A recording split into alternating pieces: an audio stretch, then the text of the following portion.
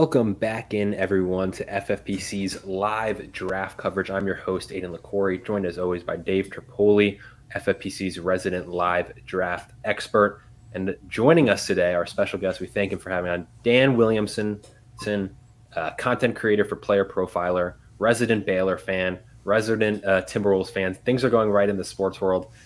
Terp, Dan, you guys are drafting out of the 3 spot in the FFPC Best Ball Tournament. $300,000 grand prize on the line. Draft is about to kick off. I don't want you guys to give away, but any leaning you can tell us. You're going to be on the clock before you know it. Any lean early on for this 3rd overall pick? Any hint of what you guys want to do?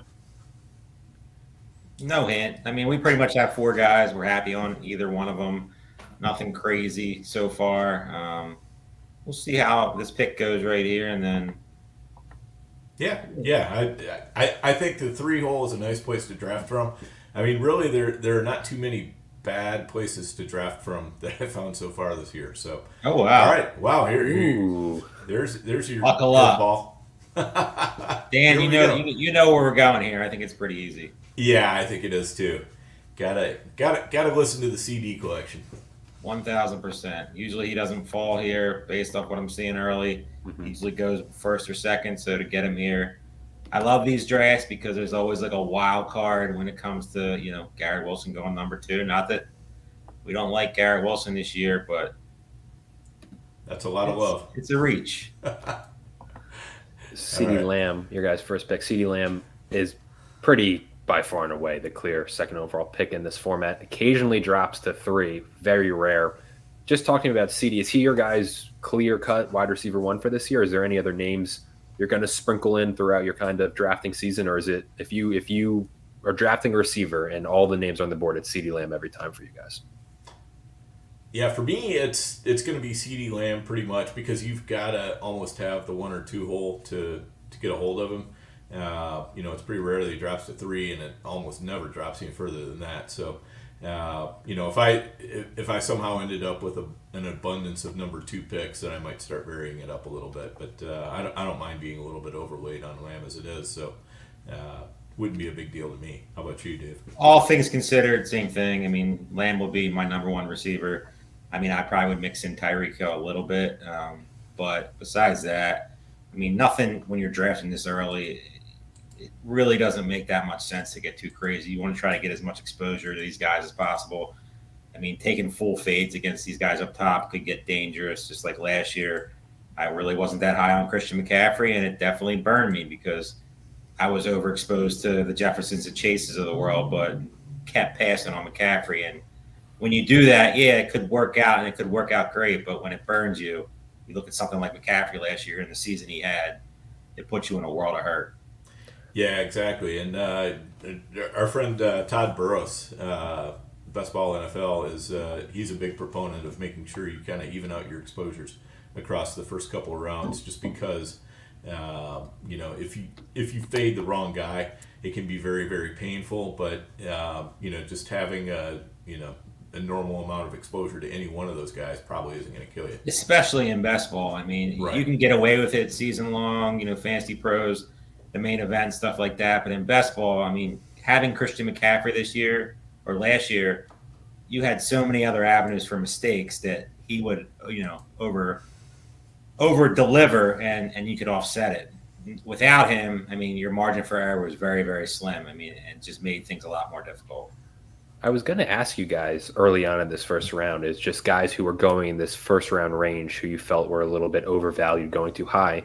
And then Garrett Wilson goes as 102, first receiver off the board. I mean, it's a clear go get your guy for team 2. If you guys put yourself in that owner's shoes, what is the thinking there? Because we saw Garrett Wilson actually go 2nd overall last year live in Vegas, I believe, in one of the main event drafts. We've seen it a couple times with Garrett Wilson just last year, but obviously Rodgers, that's an injury risk again, coming off the Achilles, 40 years old. But is there any way to rationalize Garrett Wilson 2nd overall, or that's just kind of indefensible in your guys' eyes? I mean, for me, it's that's kind of the stereotypical cocky New Yorker move. Not that every New Yorker is cocky, but that's not a personality type that's like the empty set or anything. There are quite a few that I know that they've got a good bit of belief in their opinions, and so they follow. 100%. I mean, I just think that's a guy who, kind of tough to ridicule a pick like that because I like Garrett Wilson, but a guy that's on a live stream that wants to see the Garrett Wilson pick is trying to be a little flashy. That's where I stand with it. I mean, Garrett Wilson would be, you just said who's the guy in the first round that, to me, it's him and Justin Jefferson are the two biggest questions, because with Garrett Wilson, you don't know what you're getting out of, Aaron Rodgers coming off a major injury.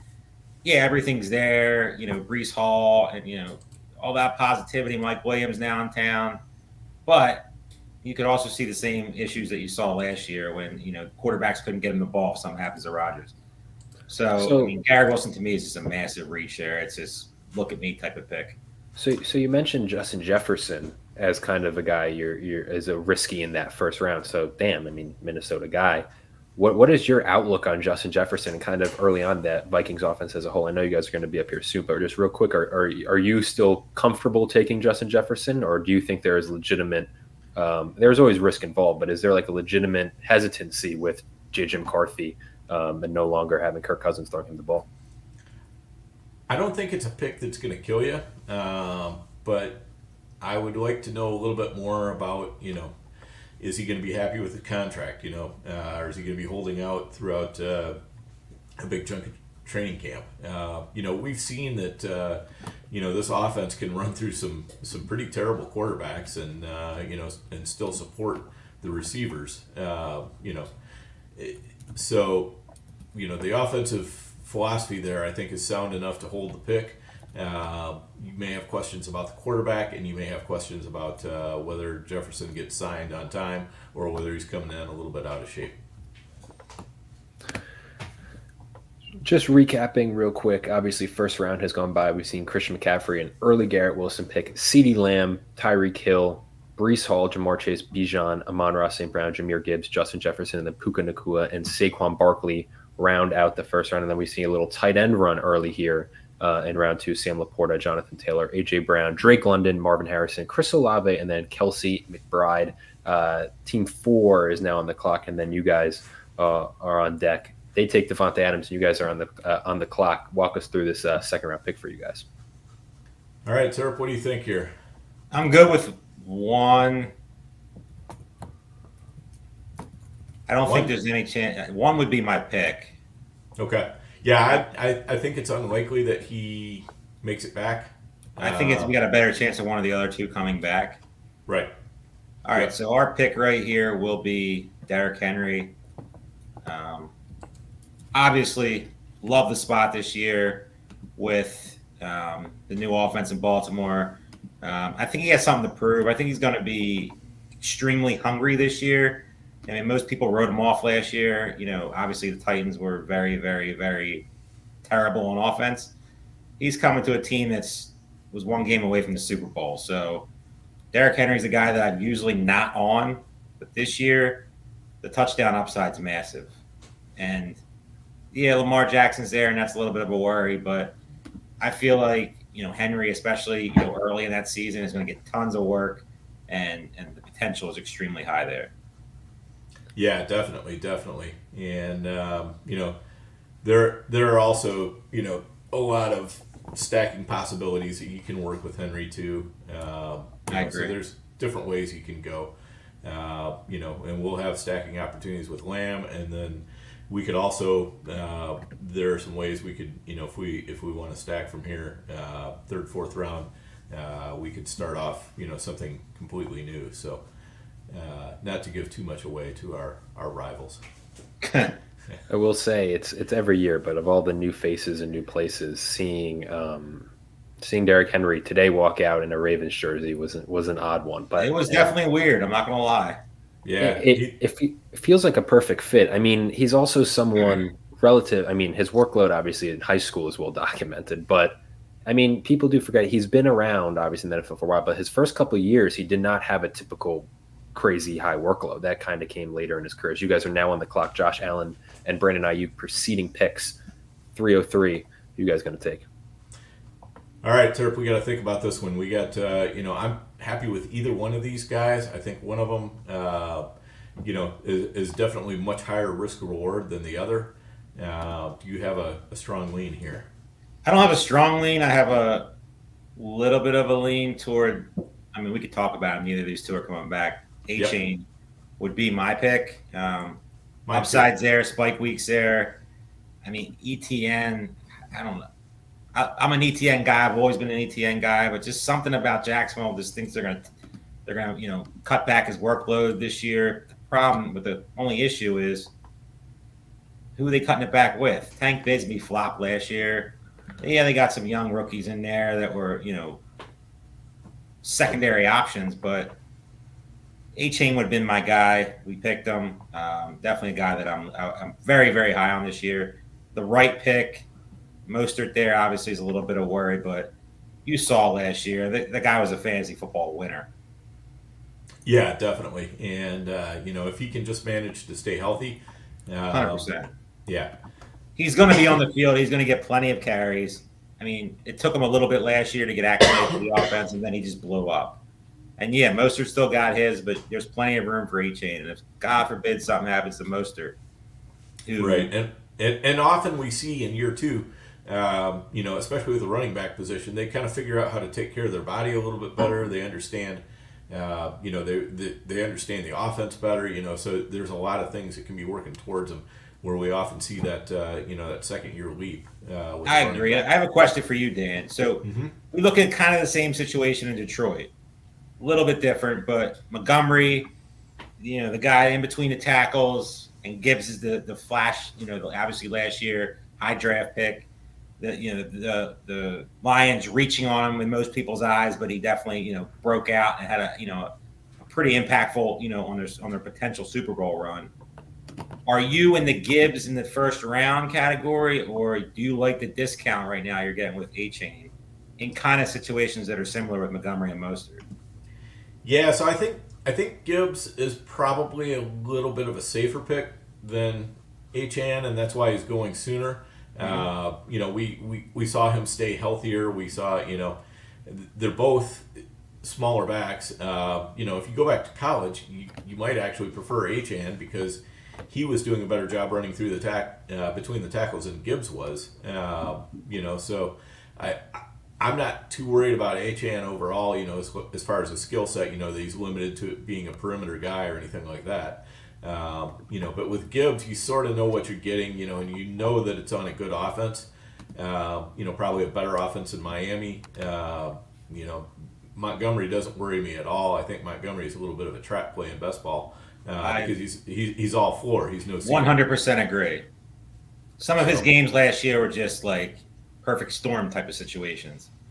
And with Gibbs more in that offense and obviously learning the offense more and, obviously, like you said, building up his body a little bit more. The sky is the limit for Gibbs if they let him loose. Montgomery's the one that should suffer because of that. Yeah, totally agree with that. And I actually dropped an article the past couple days where I list 5 fantasy fades for best ball, and Montgomery is one of those fades.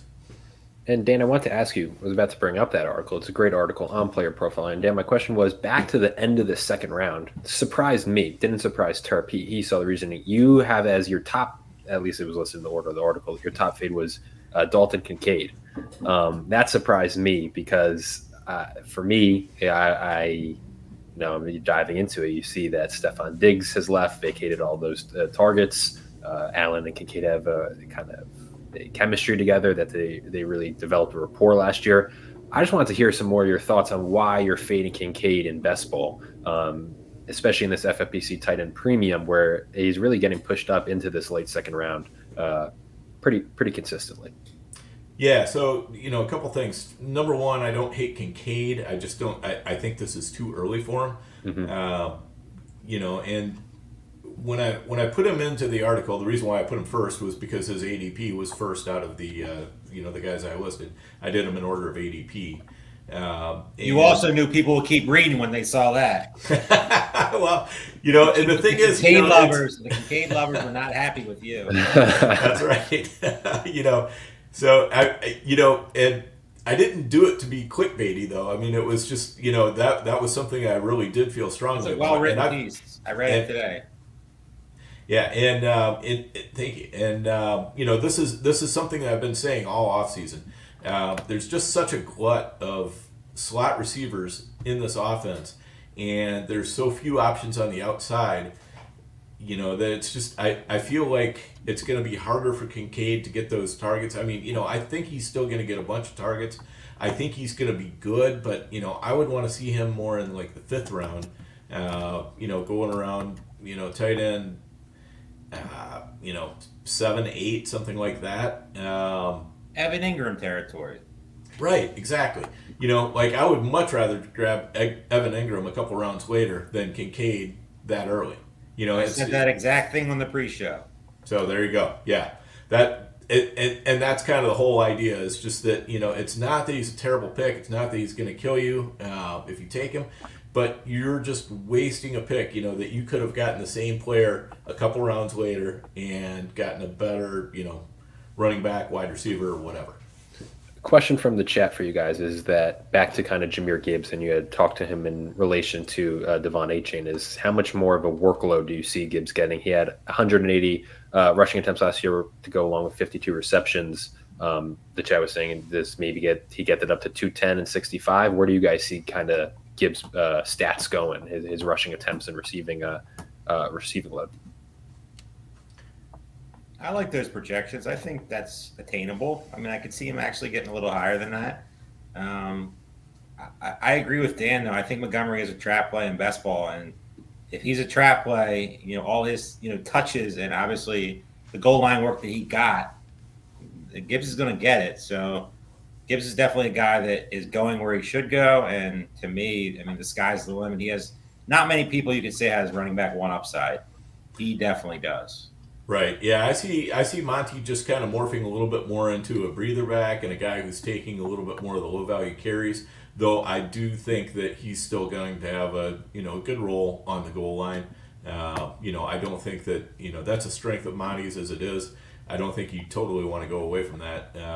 When you're the Lions, even though you've got a weapon who is just as good in different ways with Gibbs. But this is a place where you want to be able to use them both. Dan, I had seen the other day that Deebo Samuel here went off the board at the 401, and you had the first overall pick in a best ball tournament draft, and you started McCaffrey, Ayuk, Deebo, and then you also came around later in the draft and got Purdy. Do you think more? I assume that's. I don't know if it's rare. I think it's a very doable stack to have. Do you think more people should be considering that with McCaffrey and just going all in on this Niners offense, or is that just kind of for you? It was an opportunity that was set up and you just wanted to take it once. But I just think that that's something that more people should be considering there. Reach on Deebo a bit to get that triple stack there with Purdy. Yeah, right, exactly. And I was able to get Kittle in there as well. And I didn't see that. I was looking for receivers. Yeah, and then you can run it back. I had I think that might have been the one.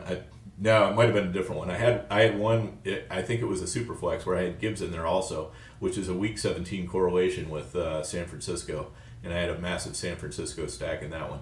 But for me, it was just the fact that I in one of these contests I took a San Francisco stack really far. I came just a Ravens game away from potentially winning a 6-figure prize, and so that was something where I was like, you know what, there's a spot here where I can run it back, do the same thing this year. I want to have at least one of those bullets in my gun.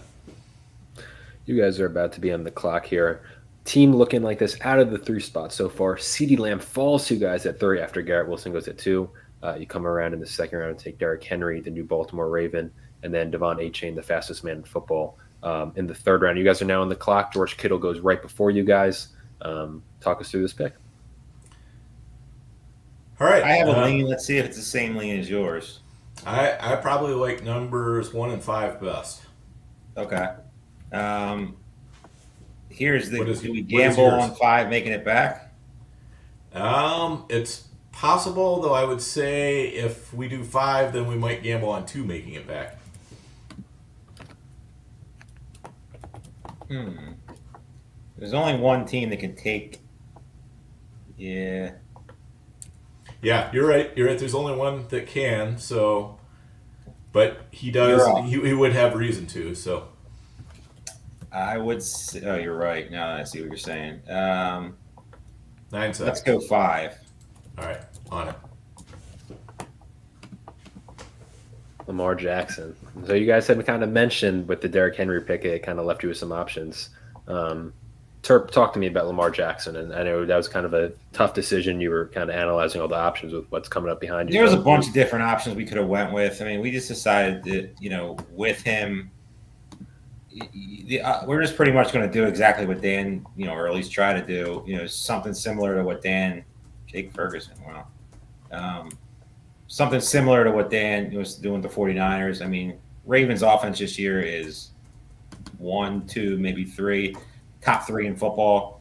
I mean, Lamar Jackson, you saw, I mean, he has the highest ceiling, him and Josh Allen in the whole league. Yeah, I know Jalen Hurts is there too, but those 3 guys to me, they're just so much above everybody else.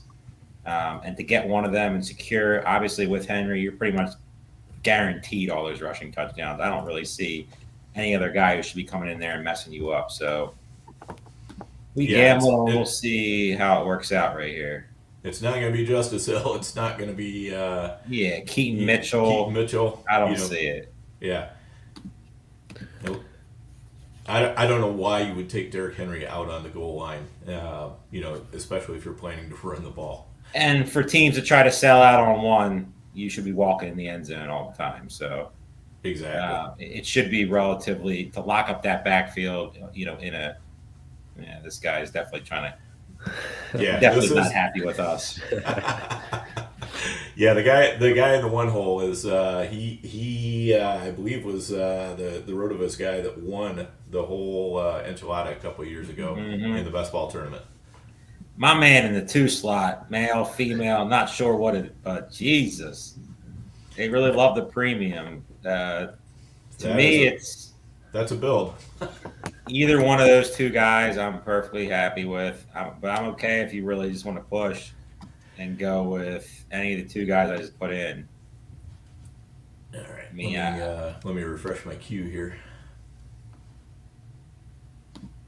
I'm very, very high on one. Probably one of my favorite players this year. Okay. But I could pass on him if you think any of the other guys. Let's go ahead and take him. Okay. Let's get him out of the way. All right, so before we discuss Christian Kirk, Jake Ferguson's ADP is in this Best Ball Tournament format 603 over the last 5 days. David Njoku, the 510. So 2 very interesting reaches when Dalton Kincaid has already been picked there by Team 2, which also went and got their guy with Garrett Wilson. So interesting build there. You guys went with Christian Kirk. Terp, I believe you and me discussed Christian Kirk on our first live draft coverage almost a month ago now, which was Never Too Early Best Ball before the NFL draft, all that. And we were both very high on the value that Christian Kirk possesses. We were both high on him. But Dan, I want to hear from you. Are you with me and Terp loving the value of Christian Kirk? Earlier in the offseason, I was not so big on that pick. But, given the way that the offense has kind of transformed there a little bit with, Ridley leaving and Zay Jones leaving, and now you're bringing in, Gabe Davis and Brian Thomas Jr., I think that is probably going to make things a little bit easier for Christian Kirk to rack up targets because those guys are going to be clearly on the outside. I don't think you're going to be seeing them have a ton of slot work, so I think you're going to be seeing a lot more of Kirk and more targets funneled to him and Ingram when they're working the inside of the field. So most importantly, he's healthy. Last year he was not healthy. Yep. I like the Jaguars a lot more than most people do this year. I think Trevor Lawrence is a bounce back candidate. Evan Ingram we talked about him a little, I would go Evan Ingram versus Dalton Kincaid. Anybody that wants to take that wager, I'd love it. I just feel like Evan Ingram had one of the quietest impact fantasy football seasons you're ever going to see last year. 100 plus receptions. It's quietest 100 receptions ever. Quietest 100 receptions you're ever going to see. And I think he could easily do that again. And, you mix in a couple more touchdowns. We always try to say, like, Dan is the tight end whisperer. There's not many people in this industry who picks out the tight end position better than Dan. And one of the, their roles that they have always followed is find a guy who could be the number one receiver on the team. Yep. Evan Ingram can easily be that guy. So Yeah. if you look at a guy like that who's getting drafted a couple rounds later than, these top guys who obviously we like some of them, but Ingram is, to me, fourth, right around that range is a really good selection this year. Dan, are you also a believer in the Jaguars offense like Terp is? Because, Trevor Lawrence are trying to get the contract extension done. Christian Kirk, I think we kind of know what he is, but coming off injury. Evan Ingram, obviously, super quiet, 100 receptions. But there was a lot of people in the pre-draft process who are just not a fan of Brian Thomas and some of his metrics and kind of those underlying analytics.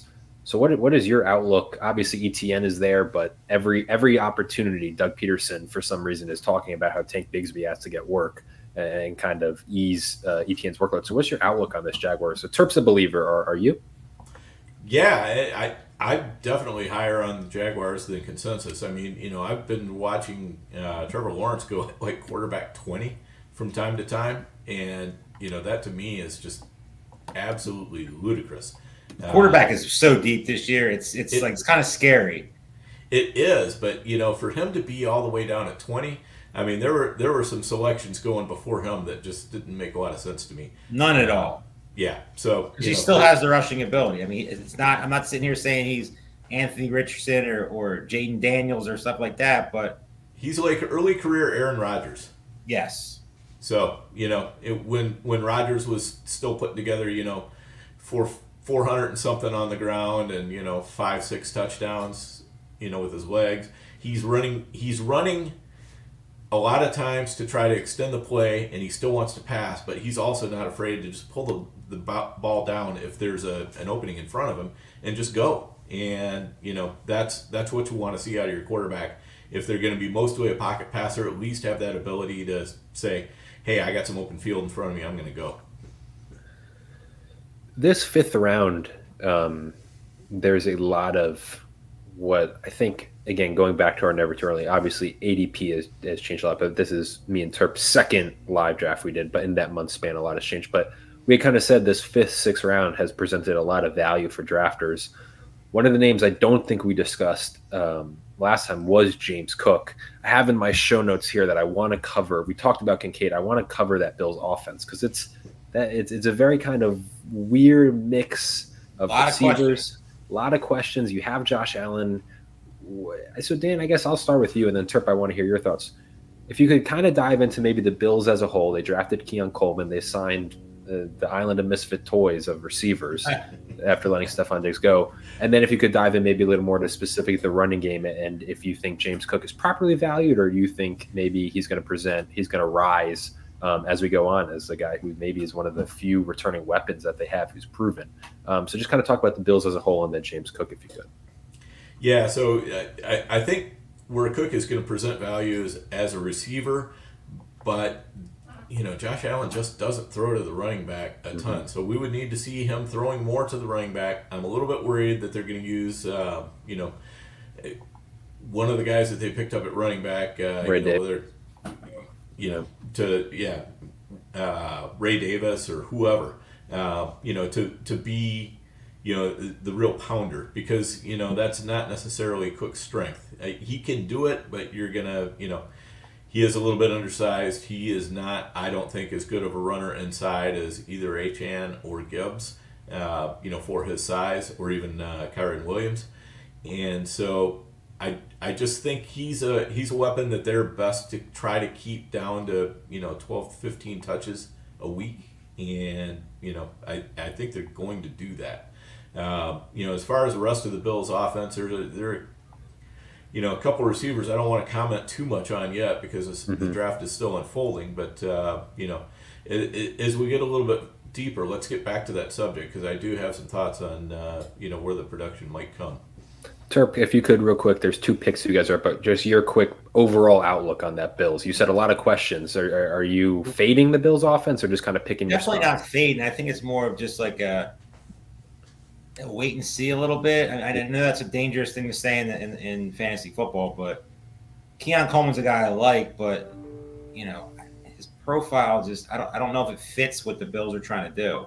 To me, I like the cheaper guys better, which we'll talk about. Once they get selected. Mm-hmm. Dalton Kincaid, where he's getting drafted, to me, I'm not going to sit here and say I'll be at 0% exposure, but to me, it's just too high compared to the masses who. There's always going to be a Kincaid lover in the draft. It's going to take him in a tight end premium this high, so we're up. So I'll pause that.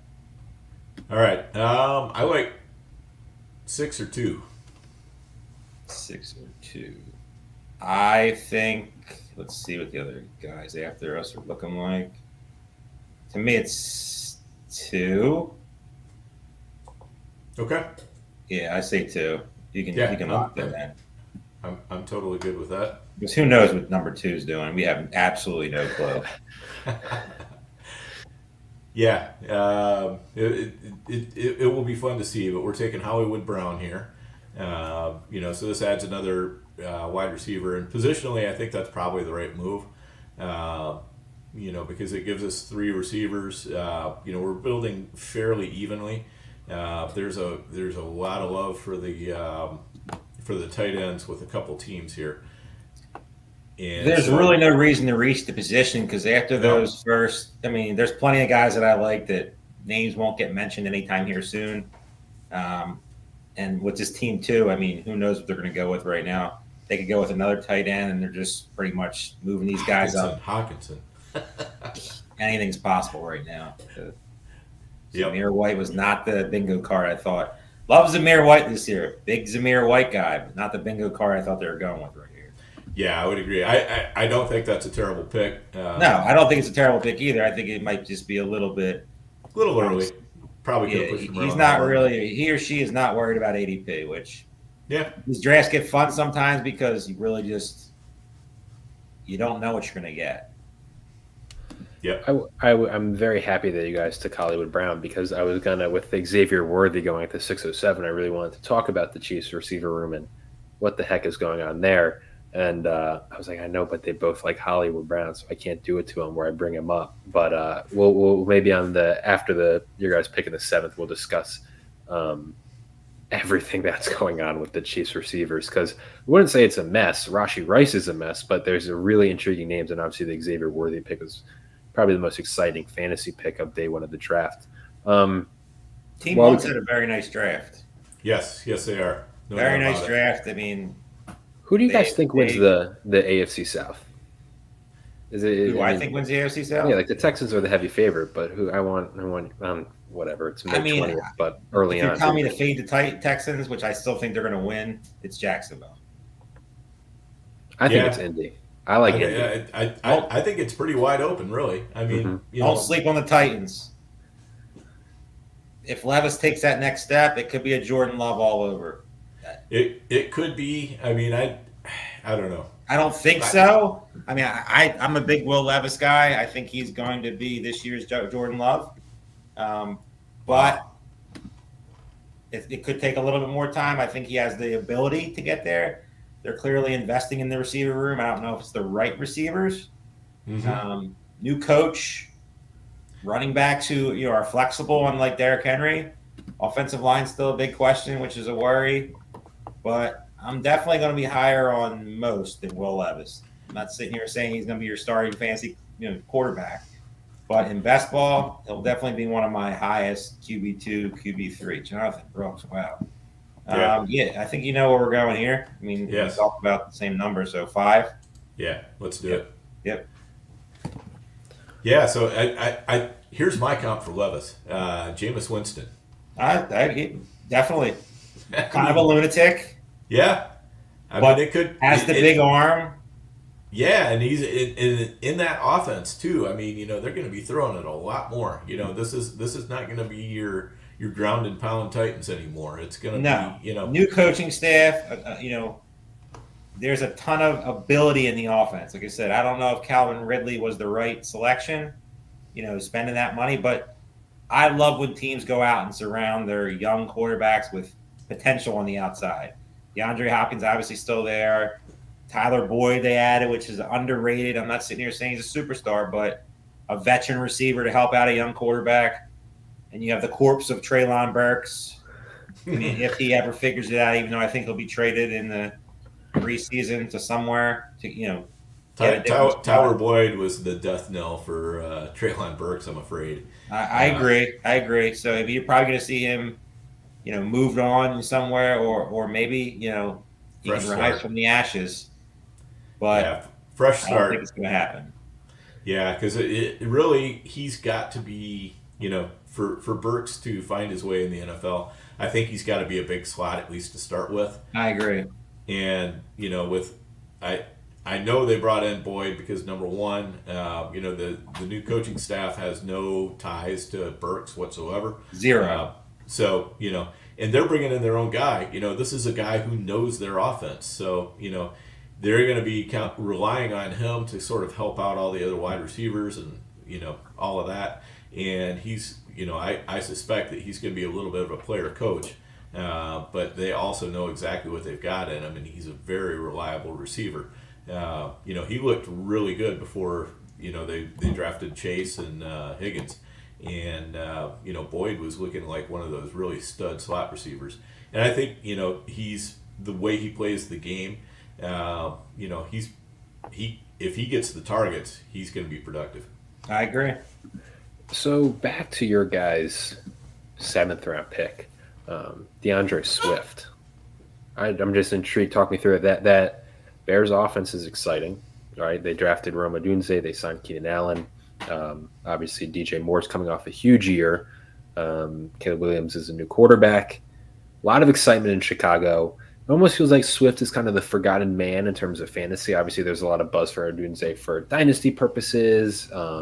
Can he make an impact for redraft this year? And obviously, Keenan Allen, what does he still have on a new team for the first time? DJ Moore. Everyone always talking about essentially the receivers and Caleb Williams. But DeAndre Swift, solid year in Philly, behind a great offensive line. Well, you guys taking the plunge on DeAndre Swift here in the 7th round. And just what was the thought process behind that pick? Yeah, for me, that was, I think that Swift really belongs around in the, Josh Jacobs, Joe Mixon, Rashad White range because he was misused last year. Yes. Oh, what it is. Absolutely. And Terp, you had a front row seat to it in Philly. It was just torture. It was absolute torture. Yeah. So, what was it that bothered you about his usage? Just kind of flesh that out for us a little bit. Number one, he didn't catch the ball. Number two, they kept, for whatever reason, handing the ball to Gainwell. Obviously, you have the Hurts annoyance, which is there and it's not going anywhere. But you saw so much flash, so many games where, before they fell off the cliff, where DeAndre Swift was the best offensive player on that team. And for whatever reason, they just stopped getting him in space, stopped game planning for him, and just handing the ball 3 yards, handing the ball 4 yards. Instead of when they were lining him up in different positions to get him the ball, that's when he was most successful. And I feel like this Chicago offense, I don't know how you can't get excited about this offense this year. Caleb Williams, the 3 receivers, DeAndre Swift, who was the first signing in free agency pretty much. They said, we want this guy, and they went and got him. Yeah, they have some other young backs there, and they're, half potential. But Swift was the guy they targeted right away. And to me, I agree with what Dan said. He should be up there in the Jacobs-Pacheco category. He should be higher, in my opinion. I could see him getting up, by the time we draft in September, with all these positive pieces up there in the 4th, 5th range, ahead of Mixon, ahead of White, ahead of Cook, ahead of Kenneth Walker. Where he settles is definitely one of the off-season questions I'm watching the most, because now is a good time to get him, because I don't think he's going to stay there. Chad is also saying, and I was going to say it, DeAndre Swift had the craziest case. Put aside Hurts's once they get in goal line. In order for Hurts to have the tush push and seal that, DeAndre Swift would get tackled at the 1 more than anyone I would see. Break off a beautiful 16-yard run, broke a couple tackles, and then just gets mauled at the 1. With consistency. He had, I think, at least 2 touchdowns that got overturned because his knee was down. So just kind of brutal luck there. That you hope you'll see some positive regression there. I wanted to talk about it. Let's go back to it. You guys drafted Hollywood Brown at the 6'10". Xavier Worthy went to 6'07". Rashee Rice is facing jail time. Travis Kelce's obviously still there, still chugging along. Off of the Super Bowl, I guess I'm going to ask Forget Sky Moore question. I did, as Kadarius everyone else Toney? did. Kadarius Toney. I mean, Mecole Hardman. yeah. The two names right now are Hollywood and Xavier Worthy. I thought Hollywood Brown was a great value before they drafted Worthy, and before Rashi obviously has kind of imploded off the field. Rashi Rice was one in your article that you're hard fading, Dan, for all the questions surrounding him. Xavier Worthy or Hollywood Brown, do you guys have a preference? Is it just talk me through specifically those two, but then maybe the Chiefs wide receiver room as a whole and what you're doing there? Yeah, I think, obviously Hollywood is likely to, get off to a quicker start than Xavier Worthy. We still don't just really know exactly what we have with Worthy, though I do think that he's probably the best wide receiver prospect that the Chiefs have brought in quite a few years. That's still kind of a low bar to clear. I don't think they've drafted wide receiver especially well, but I am intrigued by Worthy because I think that he's a guy that he wasn't pushed up into the first round because of his speed. He was already expected to go kind of in the back end of the first round, which is exactly where he went. So I felt like this wasn't a pick where it was just like, people are seeing the speed and they get stars in their eyes and they want to draft him. It didn't seem to really affect his position at all. Your thoughts on that, Terp? I agree. I mean, I like the prospect. I mean, the speed is obviously people are going to look at, obviously Tyreek Hill used to be there and try to make a comparison. I don't think it's any sort of comparison they should be making. But the Chiefs are also a team that, I mean, like you said, they haven't drafted well at the receiver position. They went out, got Hollywood Brown. To me, he's the clear cut. Obviously, Travis Kelce, but Travis Kelce getting up there in age, so it's definitely one to watch. I think Brown is the safest out of all of them, but also presents a massive ceiling if him and Mahomes can figure anything out. If he can stay healthy, we're on the clock, so I'm going to shut up. I like number 2 a lot here. Yeah, to me, it's number 2, and when Aidan sees this, he's gonna know who number 2 is. So let's get number 2. I'm going to make this pick. Just get all excited. My love for Christian Watson. It's been he broke my heart last year pretty much at every spot. But if he can figure out that everybody saw he was getting a hamstring doctors and all this stuff and all this cool stuff. If he figures out these hamstrings and can stay healthy, to me, he's the most talented receiver on that team. You know what I don't want to hear when I'm drafting a fantasy football team is if he figures out those hamstrings. Massive questions. Massive question. Massive upside, though. Massive upside. But they fired the entire training staff. Which we all love. Which is what I was calling for all of last year. I was like, you got to fire these guys. I mean, they had hamstrings. Like almost all the receivers and running backs had hamstring problems last year. Everybody. And when that happens, I mean, then you stop looking at the player so much and you look at the training regimen and what are they having these guys do or not do that's leading to this, because clearly something is wrong. Is Watson for you guys a much more comfortable pick in the best ball format than redraft? 100%. Definitely. Mm-hmm. Yeah. I mean, not even a question. Watson was awful last year. Obviously, his ADP was in the 3rd. He's also 5 rounds cheaper now, so it's. He showed the flashes of why it wasn't a complete bust of a year. No. He had a couple of games where it's like you can see it, just could not stay healthy. I believe was the game, one of the games where he had even at one of the games where. It wasn't crazy, but still the one against the Raiders, and then he got the horse collar tackle at the 1, and it's just like, all right, but you saw just that deep ball threat, the speed that he possesses. It was like a weird play, if I remember correctly. There was like a weird bounce, but the upsides there, I don't mind it. And the best ball format, as you guys said, and Terp obviously was probably one of the biggest Jordan Love guys that I knew last year. That offense can only improve. That's one victory lap I'll take forever. Yeah, everybody nobody was higher on Jordan Love than me.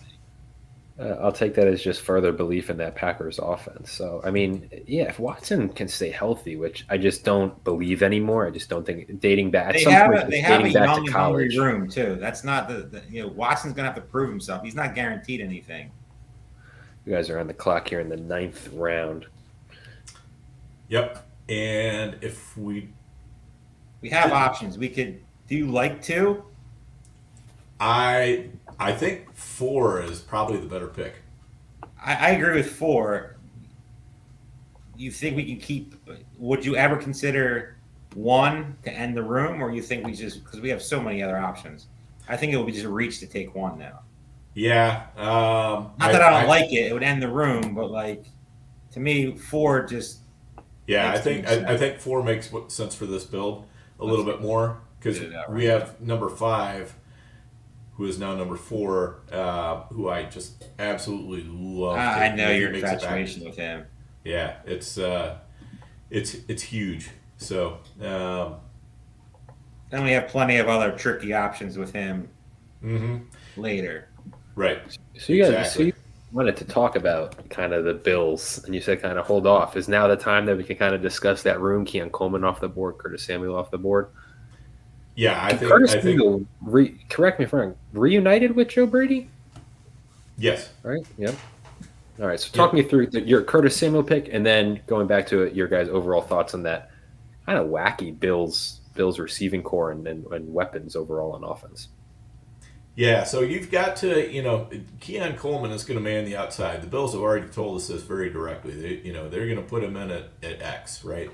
And, that makes a lot of sense because, then they're only asking him to learn one position.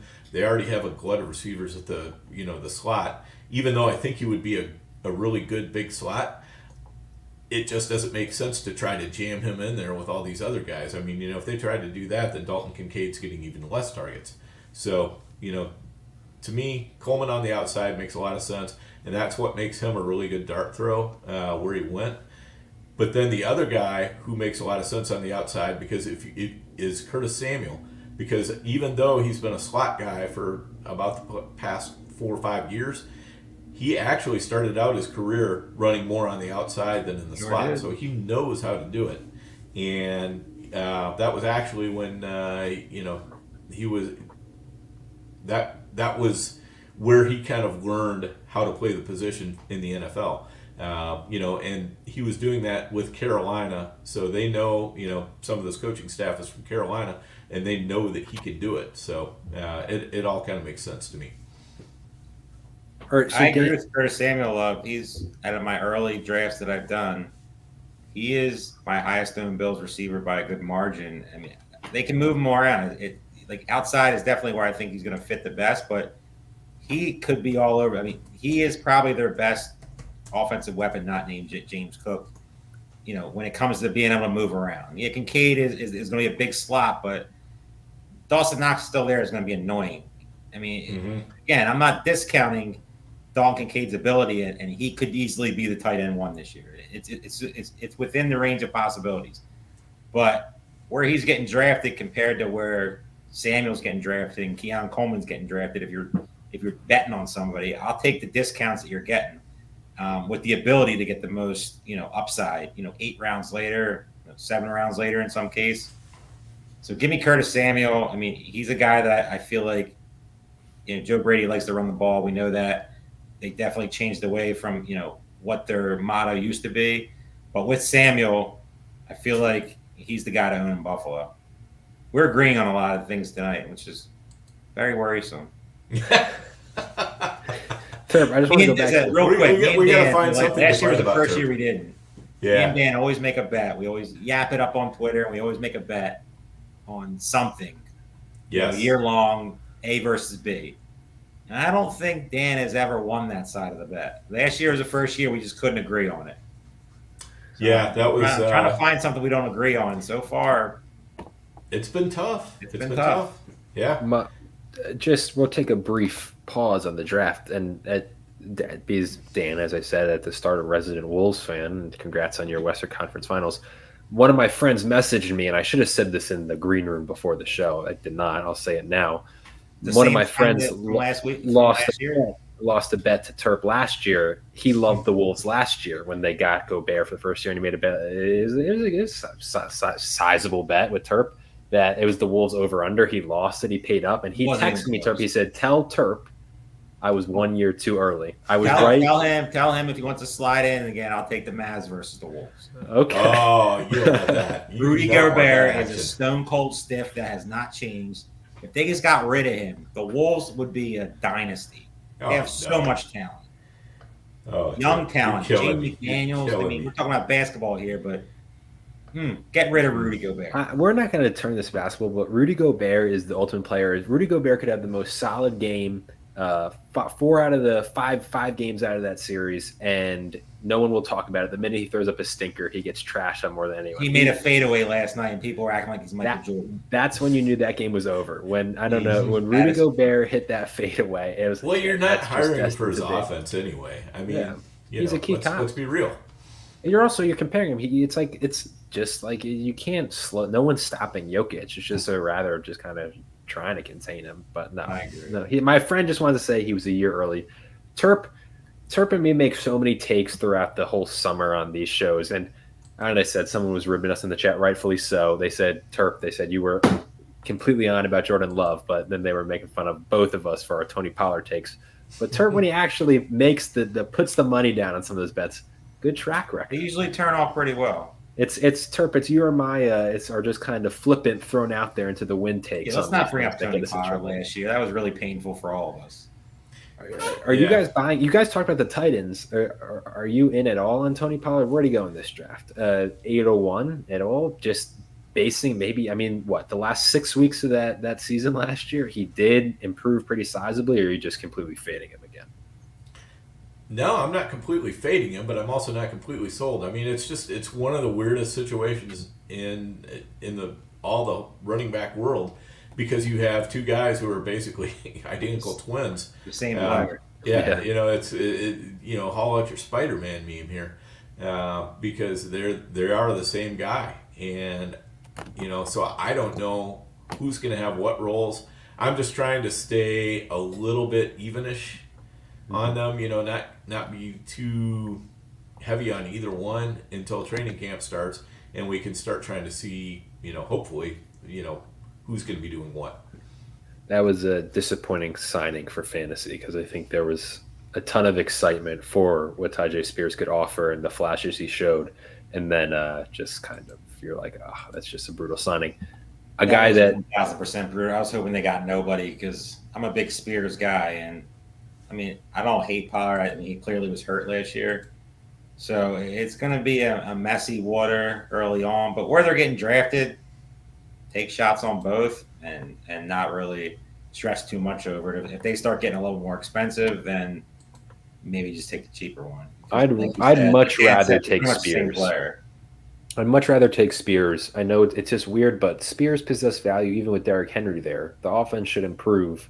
And I mean, Pollard, obviously, I just think at this stage of their career is probably the worst running back. That's probably what it's shaping up to be. I know you guys are about to be up. I want to talk about it might be down. We'll talk about it after you guys pick, but I want to talk about Chase Brown, who I think is probably one of the best values in these early drafts. I was going to ask the same question to Dan. We'll wait till we pick. Yeah, on the clock. Chase Brown versus back to Chase Brown. We'll come back to Chase Brown, but you guys are on the clock. All right. I like number 1, but I think we can push him around the horn. I agree. I think I'm with 3. I kind of like 2. I'm not normally big on the cuff, but I think this you can wait on the cuff, though? No. I think Team 1's probably going to grab him.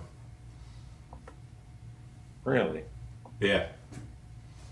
That would be exactly their style. This is a Rotoviz build, 1,000% going on there at the 1 hole. And let's do it. I'll go to you on this one. Let's do it. All right. Done. We're taking Jaylen Wright. It is a handcuff, but I really think that between Achane and Mostert, the odds are that there's going to be some time missed by one or both. This guy backs them both up. So, one of my favorite running backs in the draft. This is like literally the worst spot he could have landed In a way, it's the worst spot, but in the way, it's the best. I mean, Raheem Mostert is 32 years old. And I H has agree. injury. With the Yeah. injury concerns there's a lot of potential for playing time. Now, if A-Chain can stay healthier in year 2, you're kind of running into trouble. But Right. That's But okay, though. we already have HN, so if our 10th round Exactly. pick gets completely hosed by HN, that's okay, because it just means we're running pure up top. So, but I'm pretty sure that Team One would have probably taken him. Or they're going to take somebody like that. I'll be surprised if they don't go running back here. Looking quickly at these teams, Team 1 and Team 8. Team 8's very good. Mm-hmm. Very good. Yep.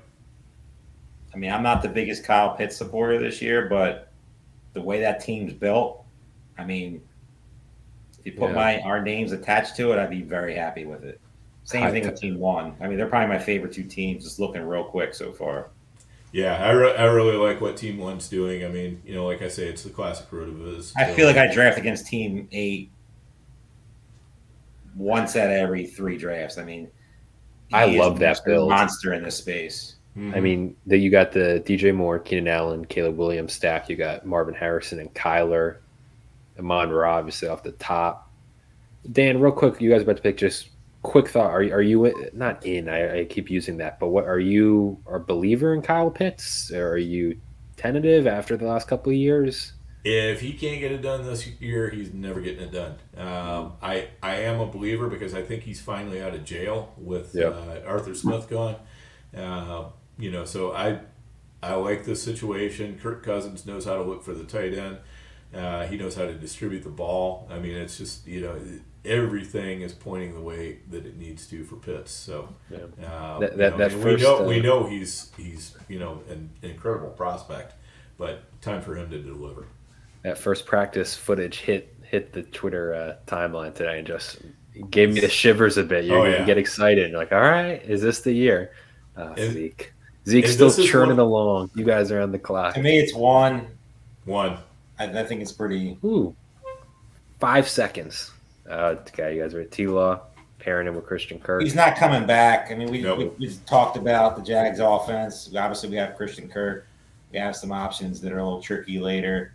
There's no way there's a guy without a quarterback. There's Evan Ingram owner down the road. 0% chance. I think we have a better chance of the other guy we have in the queue right now coming back. Right. And to get back to Aidan's point, that you don't want to not take people just because they've disappointed you in the past. That's very hard to do sometimes. It's very hard. Christian Watson owners are not going to draft him this year. Right. DeAndre Swift, that's the reason why 100%. He's down where he's at, because everybody has been burned by him. Hollywood Brown, everybody's been burned by him. So when you get a lot of people, players who have burned a lot of people, year after year for whatever reason, drafters will swear them off, and that's a dangerous thing to do. Like Team 1, their pick of Gus Edwards. This is another, it's a really savvy pick, even though it's so utterly unexciting. Doesn't matter. The thing is, it doesn't matter. Who else is going to take this job from him? Is it going to be J.K. Dobbins with, who's blown out, like every part of his leg? I don't see it. Is it going to be a 6th round pick in the draft? I don't know. I think that Greg Roman is very comfortable with what Gus Edwards does and how he does it, and he's going to make use of that. And the guy's going to fall into the end zone a dozen times. I mean, you saw what he did last year with an offense that nobody thought he was going to be successful in. He was a fantasy football workhorse for a while. Absolutely. Yeah, he won me games for a nice little stretch there. I just kept putting him in. I had no other answers at running back, and it was just like 1 yard Gus touchdown, Edwards 2 yard coming touchdown. He was getting 20 carries a game, and the game script was perfect. He was taking away the Lamar, run that people were hoping that he would get at the end of the season. Right. Team 1, really, past champion, brilliant drafter. I just have to ask, if you guys were in his shoes, with his build early on, are you taking Brock Purdy in this either around 10-11 turn instead of Cole Kmet or Gus Edwards? Just if you're in his shoes. I'm not saying, I mean, as we said, we talked about he's having a great draft. For me, yes, just for the fact that Anthony Richardson obviously everybody knows he has QB1 upside, just could have a monster season if he stays healthy. This team is built so well, and obviously there's plenty of quarterbacks left, so I'm sure there's plenty of ways he can go coming up here. But adding a security blanket like Purdy makes a lot more sense than a Cole Kmet for me. I mean, you solidify that room. You might take a third just to be cute at the end, but you don't have to. But just to get two guys in here, I mean, if Richardson does get hurt, this team could be in a little bit of trouble just because, I mean, the upside of the guys left are very limited. Right. Though, as you said, there are still some options, and they may grab a couple of them. And for us, the Trevor Lawrence and Lamar Jackson, I feel like is a really, really nice pairing because of the fact that you've got a guy who runs a lot with Lamar Jackson and a guy, Trevor Lawrence, who does just enough running, but he's still a little bit more of a pocket passer than what Lamar is. So, I like to have a guy who's not going to be just going absolutely nuts with his legs if I've got a Lamar Jackson or something leading off my draft. And you guys talked about buying the discount with Christian Watson from where he was going last year. I mean, Trevor Lawrence was going as QB 7, 8, 9 last year, and now you're getting him at QB 15 here in the 11th round. Right. Dan, you had a tweet about Cliff Kingsbury and his usage of tight end and the false narratives there. That, like everyone on fantasy Twitter, are you a Ben Sinnott believer? Are you on that bandwagon? And Terpoilli asks you the same question. I mean, I think Sinnott has the opportunity sitting right in front of him. He's, physically, he's an intriguing prospect. So it's one of those things where you can't say for sure, oh, this is going to be the guy, because guess who was his tight end in Arizona when he was using the tight end a ton? None other than Zach Ertz, who was like the first person they went out and signed, right? So. But I don't even feel uncomfortable talking about Ertz because the fact remains we could still probably get him in the 19th round because nobody ever drafts him. There's a reason nobody drafts him because he's dusty. He's injured. He's been injured a lot at the end of his career. But with Kingsbury, you never know. That's about the rudest thing Terp will ever say about an Eagles legend than Zach Ertz. I mean, that must be tough for you to say. It's the truth. He'll always have a special place in my heart, but he's now part of the enemy, and he's Jason Witten. I mean, he can still sit there. That's a good comparison, and I mean the love, like Big Ben getting moved up, like 11th round. I've seen him go higher in some of these drafts. That's just rich for me. I mean, people are saying he's the next Sam Laporta. I don't see it. I mean. Is it in the range of possibilities? Of course, but I don't know. Yeah, I got two questions. One, Terp, throwback 2018. Did you think the Zach Ertz touchdown in the Super Bowl was going to be called like in that moment? Were you like that? They're going to call this back? I was so intoxicated at that point. I didn't even know my name.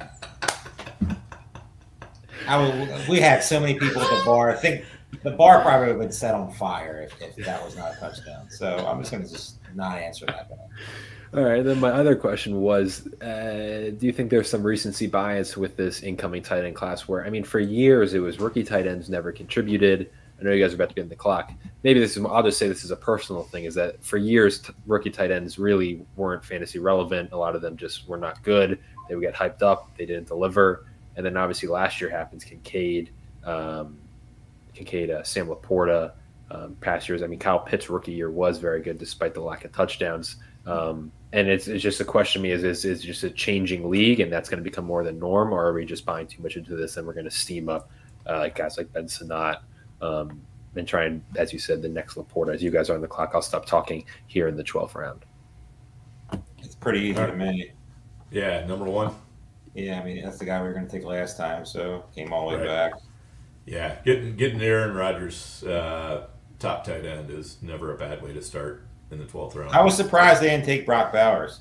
I'm not saying they should have. They did. Right. They made the right selection for all things considered, but I was surprised they didn't take Brock Bowers.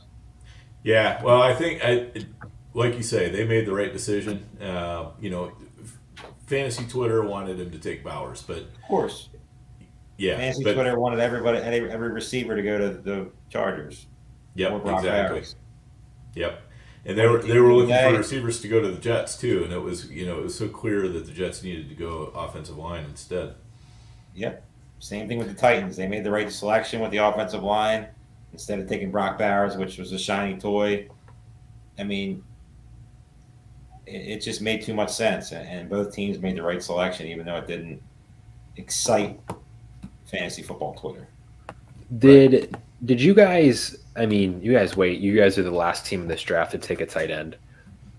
I know you guys obviously usually let the board unfold. Was there kind of this idea going in that you're going to wait on tight end, or was that just kind of the draft unfolded? You see team 2 reaching early, and you kind of let the board play out, and you just have to wait, or is this something you're finding in some of? I know Terp, this is your first best ball tournament draft of the year. Dan, in some of your drafts, is this something that you're choosing to do? You're seeing it's a little more common, or this is, again, as I've said now multiple times, just kind of how the board fell for you guys?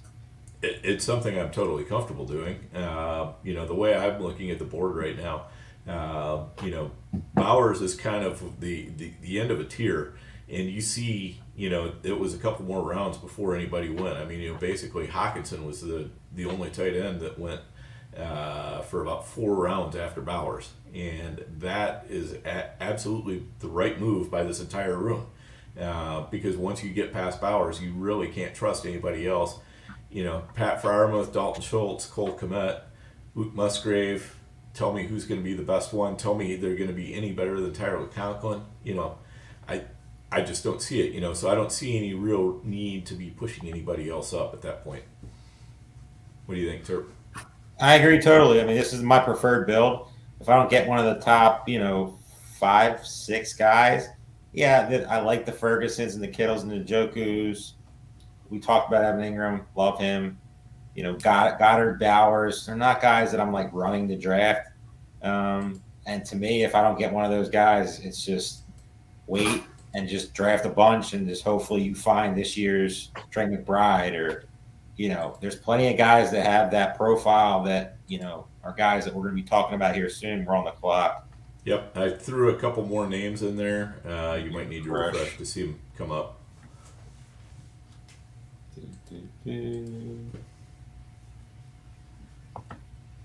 Okay, I like. Man, this is like circa 2012, 13. If I go with 5, right? I drafted this guy more than probably anybody. I'm good with him. 5, good puff piece to start off the preseason today. Yeah. I didn't even see that, so I'll have to look for it. Yeah. Yeah, I like 5 and I like 6 because I think 6 is going to have a role. But let's go 5. Let's go 5. All right, got him. You were just talking about him, but Dan, before you hopped on, Terp was talking about the Antonio Gibson love that he was getting today. Yeah, I mean, I think this is a nice role for him. We'll see how it works out, but I think getting away from Ron Rivera might be the best thing that ever happened to Antonio Gibson. He's got to figure out the fumbling issues. That's not going to work in New England. I mean, obviously that's something that we've seen the ability, and we have no clue at all about this coaching staff. 0. Like, they are one of the biggest unknowns. This team is probably one of the biggest unknowns in fantasy football this year. Like, there's not one guy anybody can pound the table for, and that includes Ramondre Stevenson. Like, Gibson, he has ability. We've seen it. Yeah, he gets in the coaching staff, Ron Rivera, the fumbling, and, bonehead plays that he's accustomed to, but he can just figure that out. He could easily be the lead back here and make people forget about Ramondre Stevenson because as much as we liked him over the years, again, this is a new coaching staff with something to prove. A guy they went out and got. Maybe. Yep. I will say, you're in the 13th round. Me and Terpo was talking. Take those lottery ticket plays. You can't ever knock a pick this late unless it's Clyde. Running back will get real dark here soon. I mean, there's plenty of guys out there that I like, but I mean, there's plenty of pitfalls that are coming up here that are going to be getting drafted heavily. That are guys that are going to get you zeros all the time. Antonio Gibson has potential to, get you a consistent, couple points a week, and obviously with the potential to do you more. Right. Yeah. Because at this time of year, I like kind of having my running back room solidified before we get down to the real dart throws. Because, it's just so hard to tell who's going to shine in training camp and who's going to emerge with what roles and so forth like that. And you can take those dart throws, of course, even in May.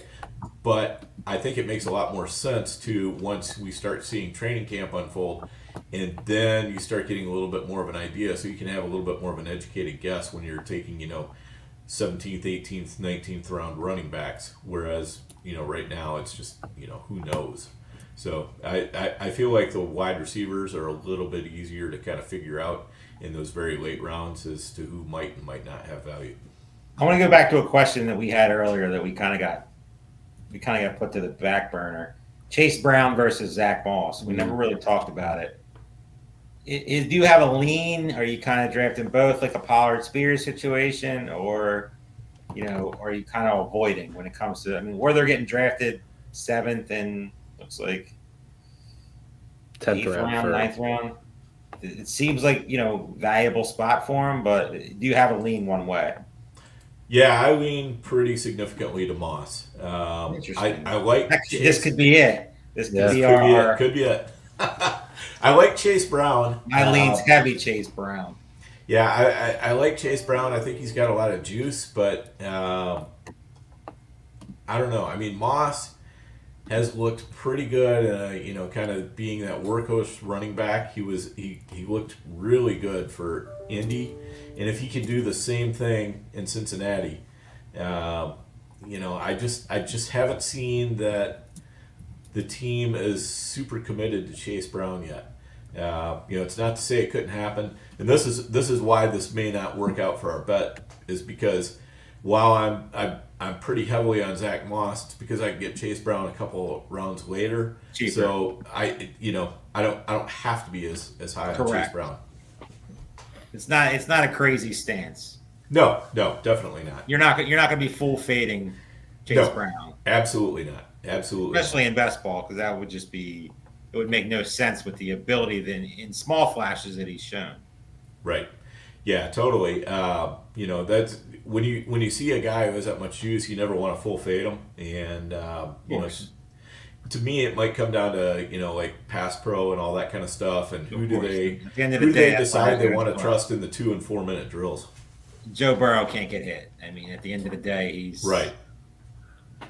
He's their heart and soul, and you saw without Joe Burrow last year, that team was just an epic disaster. What's the I don't know about epic disaster. Jake Browning held his own. Fantasy wise, they stayed fairly friendly, but yeah, they weren't winning anything. No threat. What's the concern level with Joe Burrow? Because it's not just these Twitter doctors that you always see who I always believe them, have no idea if they're legit or not. But I have seen pretty much a bunch of former athletes. There was a guy, I think Will Blackman maybe, on Pat McAfee's show, had the same surgery. I've not heard one good thing about the surgery Joe Burrow had. Every single report, like former player, person who's had, is like, yeah, I lost like 50% mobility in that wrist. What's your guys going to Joe Burrow? What is your concern level there with that injury? He went here in the 7th round of this draft. Still has Jamar Chase, still has T. Higgins, Chase Brown, and Zach Moss in the backfield, but I think there's something said. Don't forget Mike Gesicki. Yeah, that injury concerns me a bit because I haven't heard one positive story from it. I don't know if you guys feel the same. I don't know. I don't know enough about that. I probably need to dig a little bit further into it. Burrow is always been a little bit of a fade to me, just because he does seem to find his way into injuries more often. And Terp famously made some money off of Joe Burrow when I took Kyler Murray, because I thought Joe Burrow would get hurt before Kyler Murray, and you were on pace to win that one too, because Kyler Murray was he was letting it up, lights out, and then he got hurt. That was the one I really thought I was going to lose, and Burrow just stayed healthy. I will say though, with There's one part. Did I win the bet though? On because you had Watson. Who did I have? Watson came close, I think, but I think I won. I think I did win that one. I did win that one. Stormed late. So Dan has one. Dan has one out of four. You do remember that now? Reminding. I think that was like the smallest wager that we had. Yeah, it was. It was Watson versus. I gotta remember this. I'm trying to think. Was it Keenan? No, it was. If I'm in my brain, I'm saying some Giants receiver, but I couldn't remember who it was. Yeah, I don't think I'd have bet on Giants receiver. I'll have to let that one marinate for a little bit. See if we can come up with it. You guys are on the clock here. The 14th round. All right. So I do like numbers 2 and 3 because I do think we need to do something there. I also put another one in, which you're the tight end whisperer. None of these guys really excite me, so okay. I feel like we got to take one here. Let's grab Fant here. That's my pick. Okay, let's get him out of the way. I just want to say one last thing, finish my thought, and then we'll talk about Noah Fant a bit. Also with Burrow, I think there's some hesitancy for me there because it's obviously different injuries, but there was not one good report about the tightrope surgery Tony Pollard had last year in terms of coming back from that, and there's always that. And I was like, but I always am. He worries me. I mean, he's definitely. But that's why I'm going to trust the history. And if a lot of people are telling me the history of this injury is not great, there's some hesitancy, but we'll see. But you guys took Noah Fant here in round 14. Again, you guys are kind of, I'm assuming, going to be peppering some of these tight ends late. You waited till 12th round, got Aaron Rodgers as the number one guy, Tyler Conklin in the 12th. You go Noah Fant here in the 14th. Just going to be kind of your Dan, as Terp is calling you, the tight end whisperer. Talk me through kind of your belief in Noah Fant. Yeah, so Noah Fant is not going to, I don't see him as being like a top 6 option or anything like that. But what I like is when he had the role to himself in Denver, he was really starting to click, really starting to put it together. He is a freak athletically, and I still believe that's the case. He got caught up last year in just the suckiest tight end rotation ever with Shane Waldron in disaster in Seattle. Yeah, so you had Dissly, you had Fant, and you had Parkinson. Yes, Parkinson. Who's gone, which is and so is Dissly. So so Fant is really the last man standing, and I don't think he's going to be the second target on the team or anything like that. But it's a new coaching staff. It's a new coaching staff, and if you squint right, it could happen. I think it's unlikely, but I see Fant as being a very safe choice in the 14th round. Somebody who's gonna be able to get us some startable weeks for sure. With him and Conklin, I feel pretty good about that. I feel every bit as good about Tyler Conklin and Noah Fant as like I would feel if I had Dallas Goedert and Dalton Schultz, or I agree. Yeah, so it's just where you want to put your risk at, or the Ben Sinnott, Juwan Johnson. I'd rather have our guys. All right, I like 3. I like 6 a lot. You think we can wait on 3? Potentially. Let's do it. We need a receiver. Yeah. Here's what I like about Mooney. You're very clearly going to have Drake London playing the X, and you're very clearly going to have Pitts in the slot a lot. And Darnell Mooney is a Z receiver. This is what he was built for. It was what Chicago never actually used him for. Right, exactly. They also didn't have the quarterbacks that can get him the ball. Yeah, and he had a bad injury. He had the same tightrope injury that Pollard had, but he had it a full year or year and a half before Pollard's. So I think it was about a year and a half before Pollard's. So I feel like he's probably fully healthy. As long as he didn't lose any speed. I mean, and Cousins is a great distributor of the ball. Yes, he is. So with you got Bijan to worry about, you got Pitts to worry about, you got Drake London to worry about, and I just see Darnell Mooney roaming free, with single coverage, in the deep recesses of the secondary, and Cousins is gonna look his way some of the time. I don't think he's gonna get like 120 targets or anything like that. But if he gets up even around 90 targets, he could really be something.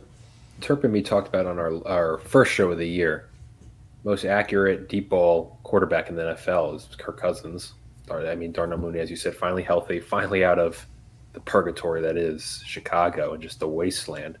And even with all the struggles that Chicago's had offensively the last couple of years, I mean, we aren't ridiculously far removed from seeing Darnell Mooney put together an 1,000-yard season, kind of out of nowhere. Like, he has the talent. We've seen that he hasn't been healthy. He's been, as I said, QB wasteland. And it's really tempered his value, but there's a lot of pieces that line up quite nicely for him, especially in the best ball format. And I think he's a great value in the 15th. I wanted to ask you guys too here.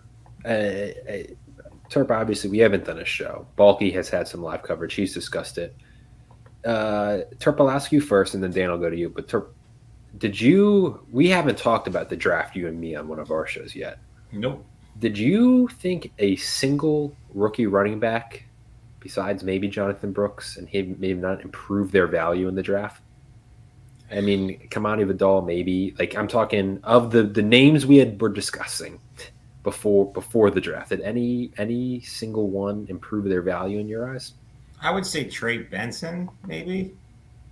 Yeah.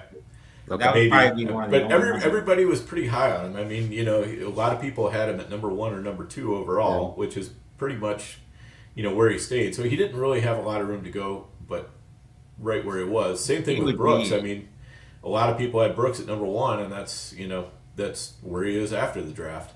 I mean, a lot of people were high on Marshawn Lloyd, not the best spot. Obviously, Jaylen Wright, the guy we selected, not the best spot. I mean, Bucky Irving was another popular name, not the best spot. And my guy Ray Davis, not a good spot. Not the best spot. I mean, Corum, not a good spot in theory, although another one where it's kind of intriguing. Corum, I could sell myself on Corum. Right. Corum's one that makes, a little bit of sense if you're in the Kyren Williams fade category. Right, but I thought Corum might go in the 3rd round, so, that's definitely one. I think the one that hurt, and Corum was obviously heavily mocked there, but people thought Dallas would take a running back, and people thought LA would take Corum, an earlier running back, and those were 2 spots with Jim Harbaugh running the ball, and obviously Dallas having. Once they signed J.K. Dobbins, I really that kind of eliminated them from that, but those were just 2 landing spots.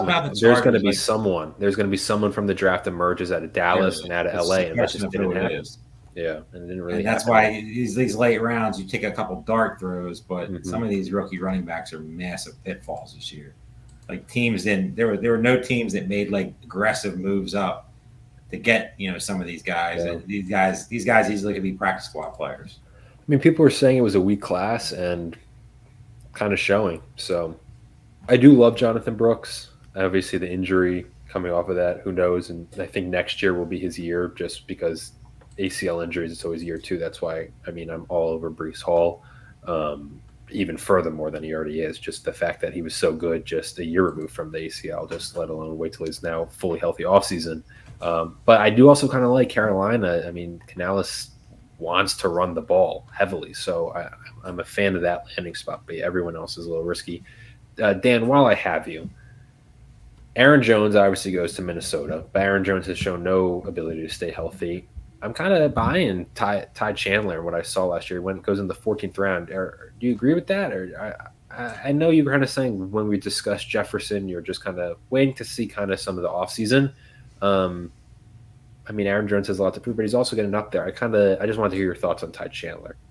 Yeah, I think Aaron Jones, I think, is a perfect fit for the Vikings offense. Okay. But he is older. He has had problems with injuries in the past. How much of that was due to the Packers training staff?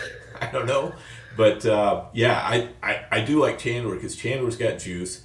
And, again, this, it's kind of like the, Zach Moss and Chase Brown thing. Except that Aaron Jones is even more expensive than Moss, and Chandler's even cheaper than Brown.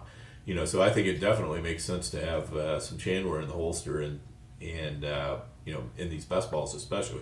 So I've got a pretty good amount of Chandler, to be honest. And Michael Meyer just went, and while we're kind of waiting for you guys to come around, I just want to hear your quick thoughts. Terp, I'll go to you. Are you a Brock Bowers believer? I wouldn't. It's not the ideal landing spot. I think if anyone's coming away, another guy's value. Are you a Brock Bowers believer, or I know you had kind of talked about you're content waiting after one of the top guys, but if you were to pull the trigger, I know your answer would be, oh, it's Evan Ingram of that middle group, but just Brock Bowers, putting aside maybe some personal, did you buy that, or you just think that offense with AOC or Minshew just isn't going to do it? As you guys are now, let's make our pick, and then I'll answer that. Yeah, please. I'm really disappointed that Foreman went off just before us. I know. I want 3 at some point in this draft. Okay. It doesn't have to be now. I think we could wait on him. Is 8 just? Do you think it's a dead pick? Like, it just seems like it makes. Yeah, I mean, 6. I don't love it. I don't love 6 either, but given who we have on the team, I feel like wasting. Yeah. So I'm fine with 1 too. 1 or 8 to me. Let's just go 1. Get that out of the way. Then we Get that out of the way. Yeah, then we don't have to worry about that position anymore. It's not to say we might not address it one more time if we decide we want to, but there's not a huge need anymore, I don't think. No, I mean, maybe there's one guy. I like 3 if he comes. I mean, down the road. Yeah, I like 3 and I like 1 also, because somebody has to emerge in that. Somebody. There's a bunch of them, and Yeah, and 6 probably isn't the worst pick either. No, 6 is definitely the one that presents probably the most upside, tantalizing. Yeah. He also could be a flat 0 all year. Right.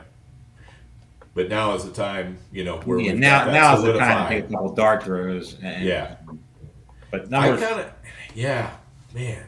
Let's see. I do think we need to hit the position that we have 5 and 7 in. I mean, I don't know. Maybe I just don't know why he's still there. I get it, but like we talked about the guy a little bit ago, and there's a world where he opens up on the pup list. Right, exactly. And there's a world where he struggles to be effective all year, and they end up. And then you got a guy who showed it at the end of the season, which I don't. Right. I mean, they probably want to limit the carries on him. So yeah, I think we're talking ourselves into. Well, I was going to make the pick. Yeah, make the pick. We've talked ourselves officially into Chuba Hubbard. I mean, I just had talked about it briefly when discussing Jonathan Brooks. And Terp, I will get back to your Brock Bowers. I do want to hear that quickly, but Dave Canales loves to run the ball. That's what he did in Tampa. That's his whole philosophy. Jonathan Brooks. I think you guys were talking about who knows. Aidan, you have Mojo up real quick. I'm curious to see where Chuba Hubbard's early ADP. I mean, I can't say I've looked at ADP a ton. Chuba's been going 14 or 9, so dropped almost 2 rounds in this one, and there hasn't been any news or anything. No, I mean, I'm not sitting here saying he's going to be a game breaker, but like he could get us a couple spike weeks early, and if something goes wrong with Brooks and he's not 100% or doesn't take the job, I mean, he's always going to have a role, I think. Yeah. I don't know. Yeah, I think he'll have a role. They're not going to put everything on Brooks's. No, I mean, it's coming off that injury. It's just so many questions. Right. Yeah, and if and Hubbard does well in the passing game, so that might be one place where they limit Brooks a little bit to start with. You're gonna have to sell me on 7 here, man. That's giving me anxiety. Well, first and foremost, that would be for the 2010, and that's just kind of a nod to the fact that when it gets deeper into the season, maybe somebody takes a chance, but I don't know who's taking a chance on that dust bucket. I can't believe Clyde Edwards-Helaire is still getting drafted. Nobody loves Clyde Edwards-Helaire more than Aidan. He literally has a picture of him above his bed. I maybe one of my every single night. One of my least favorite football players ever. Just awful. I don't know. Yeah, pure pain. This is one of those process picks where you look and you say, who's behind Isaiah Pacheco? But that's the truth, though. It really is. Like, you're looking right now, who's the next Kyron Williams? I mean, they should sign Dave Terpoilli and do a better job than Clyde Edwards-Helaire. That might be the case, I'm but for 40 whatever now. reason, Andy I'm Reid 40 seems to now, still it's believe in not- him. Don't sign me. 2019 LSU committed war crimes in terms of altering my thinking about something. Nothing will ever top the Vegas when Clyde Edwards-Helaire had that monster game. Oh man, Oh, dude, the Can't Texans. remember the guy on Twitter, but Speaking of Vegas, what Robbie a Russell. beautiful. I remember now. Robbie Russell anointed him the next coming of Emmitt Smith, taking him number 1 in all the drafts. And I still remember sitting there going, like, is this really in the range of possibilities? Like, no. Like, and everybody after that game, most people but that bullet, and took him number 1. And yeah. So I was in an auction in Vegas after that game because, of course, that was a Thursday night game, yep. as you recall. And so on Friday, all those players are still fair game. And do you know Jack Hahn? Of course. Dave? Yep. Yeah. So anyway, he and I are in the staring across each other at the auction table, and I'm playing him the first week, and he starts bidding up Emmitt Smith, and he wins him. And then I had to go get myself some Clyde Edwards-Helaire to try to compensate because I was like not Emmitt Smith. I was wondering who you I knew were who you were talking about. Ezekiel Elliott. Yeah. Never compare those two, please, ever again. Never Right. put them in the same thing. Sorry. I don't have any. I want to be able to sleep tonight. It's late. I must be sundowning or That's something. it. Yeah. Yeah. The I was saying that speaking of Vegas, what a nice set of games to have. Now we have the Friday game, but you got Chiefs, Ravens, and Packers, Eagles. That's a really juicy. Best part about the Friday game is that's when the main drafts are going on, and if I can do math correctly, the game will be going on pretty much during the draft. Yeah, game will be starting at 5, I think. So there's the 4 o'clock drafts that go from 4 to 6 basically, and then there's the 7 o'clock drafts. So and I kind of wonder if FFPC won't end up pushing back the 7 o'clock drafts till like 8 or 8:30 or something like that. Things are going to get moved. Things are going to get moved. I can say that. I don't know if anything's confirmed. But things will be rearranged. Wrench. Because I always do the Friday night draft, and it'll be interesting to see because, man, they would need to have a TV on. Yeah. I'm. Because you want can to say with confidence that I don't believe drafts will be going on in Vegas while the game is occurring. I don't know, man. I think they almost have to. No, I don't think so. I mean, they can wait until 9 o'clock. That's a good point. It is, yeah. That's a good point. It's Vegas. They have to. I mean, think about it. That is like their main draft. So, like, you want, like, that is the main day that they probably stack the most drafts. That last slot on Friday.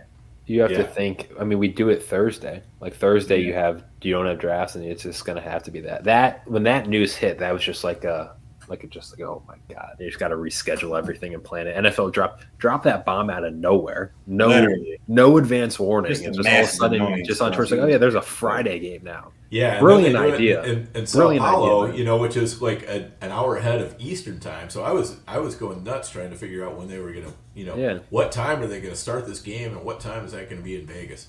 Yeah, because your worry is like, well, what if they're starting at like, they're trying to do it late, like 9 or 7, and then how does that affect I was other drafts? I was afraid the game might be starting at 3 o'clock in Vegas, and I was like, that's going to hose up all the afternoon. Yeah. Drafts. No, there was some concern. It ended up working out. We will. I'm sure they're still sorting through it. Some stuff will be sent out confirming everything when we finalize it. But no, I'm going to say with confidence, drafts will be kind of moved around as you guys are now on the clock. 3 picks left for you guys. Do you have anybody you're in love with? Because if not, I want to take 2. Yeah, we can go ahead and take 2. I wanted to have take any Luke opinion on McCaffrey. I wanted to take Luke McCaffrey there, but yeah. You have any opinion on 2? I mean, I don't love. I just love the situation. Like, really, they added nobody. Yeah, obviously they could trade for somebody and muck up the waters, but like he kind of like started like coming on a little bit at the end of the season. Yeah, I don't hate it. I mean, they're all dart throws for wide receivers down here ananyway. He's I probably like one of my Zay favorite Jones a lot. players I so like far to draft. Yeah, I like Zay Jones and Luke McCaffrey. I thought those were two very savvy picks right before us. And Quentin Johnson's not the worst pick in the world either. Not here, not at all. Yeah, so I like those all right. And Do you have any dart receivers that you like? I mean, we're at the point right now where it's not really going to. Yeah, I think this might be the point where we maybe think about number 4 if he comes back to us. I'm fine with 4. I'm fine with 2 or 4 personally. Okay. Yeah, I think I like 2 just for the fact that the 14 bye is a little bit. I think we have somebody else. Not that really matters right now, but it's. I don't. It's just. You're the tight end whisperer. You go between 2 and 4. I don't care. There's no heavy lean either way. I'm going to lean to 4. Let's go 4. Take 4. Okay.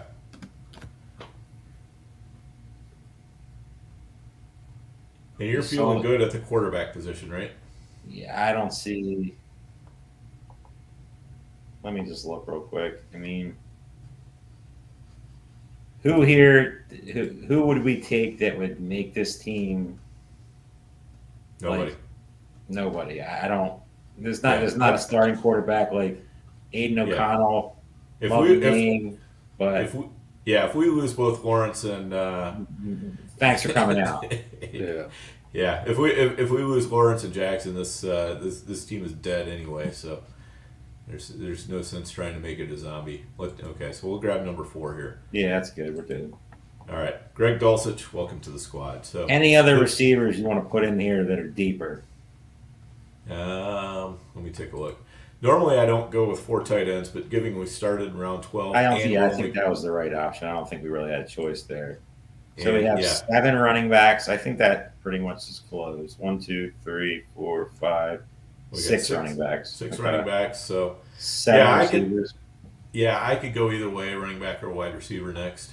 I'm good with that. I'm going to take the tight ends out of the. Yeah, I just tried to do that. Okay. I'm going to put some receivers in there for fun. All right. Yeah, you go ahead and put some fun guys in. I'll put some fun guys in. 3 makes sense for the, maybe down the road. Mm-hmm. I like them in college. I